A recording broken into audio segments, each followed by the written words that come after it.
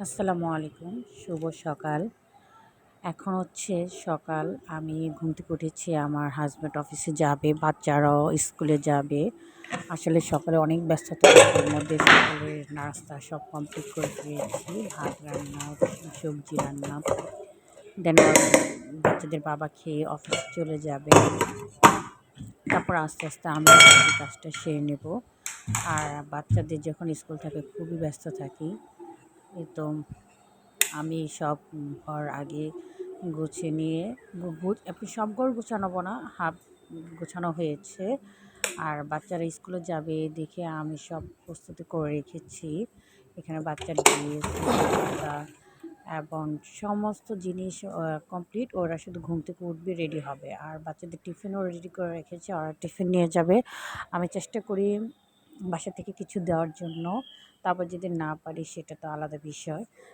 তো যতটুকু চেষ্টা করি বাসা থেকে টিফিনটা তৈরি করে দেওয়ার জন্য।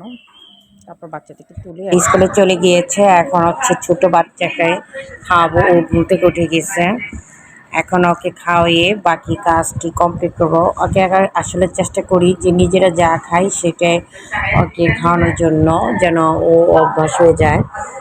আপনারা যা খাবেন ওকে তা খাওয়ালে মাশাআল্লাহ ওটা যদি খেতে পারে, দেখা যাচ্ছে আপনি এক্সট্রা ওর জন্য কোনো কষ্ট করতে হবে না। মানে নিজেরা যা খাবেন, যেখানে যাচ্ছেন সেটা খেতে পারবেন, অভ্যাস হয়ে যাবে। ট্রাই করবেন আমার মতন আপনারাও।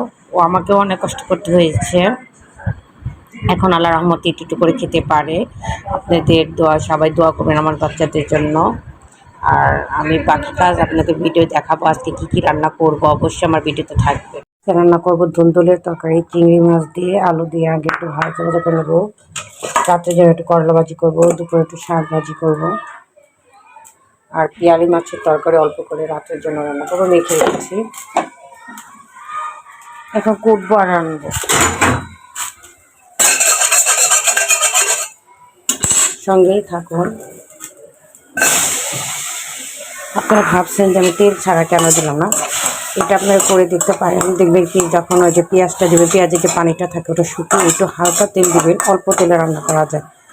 আর আমার কাছে মনে হয় তখন আরও এই ভিজা পেঁয়াজটাই যখন দেওয়া হয় তখন তেলটা একটু বেশি লাগে, এটা আমার ধারণা।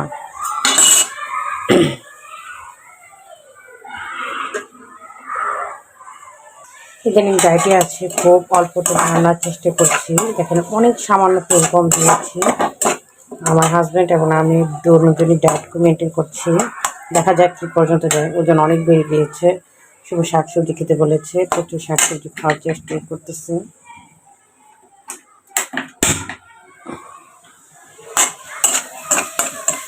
আর ছোট বাচ্চাটা হচ্ছে খেলছে।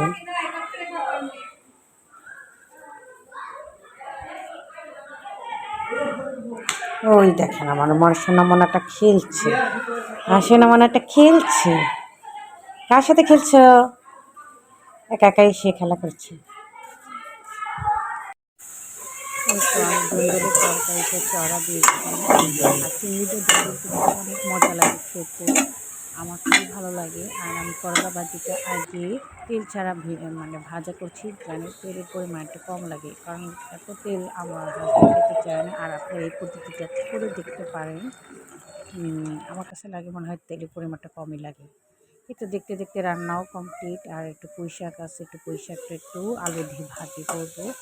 আমার কাছে এইভাবে খেতে খুবই ভালো লেগেছে। আপনারাও ট্রাই করবেন এইভাবে, যে পুঁই শাকের সাথে আলু দিয়ে ভাজি খেতে কেমন লাগে। অবশ্যই আমার ভিডিও দেখবেন, লাইক কমেন্ট সাবস্ক্রাইব করবেন, বেশি বেশি ফলো করবেন। আর আমার ভিডিও কেমন লাগে অবশ্যই কমেন্ট বক্সে জানাবেন। এদিকে আমার বাচ্চাও খেলছে। আমার অশেষ ধন্যবাদ সবাই।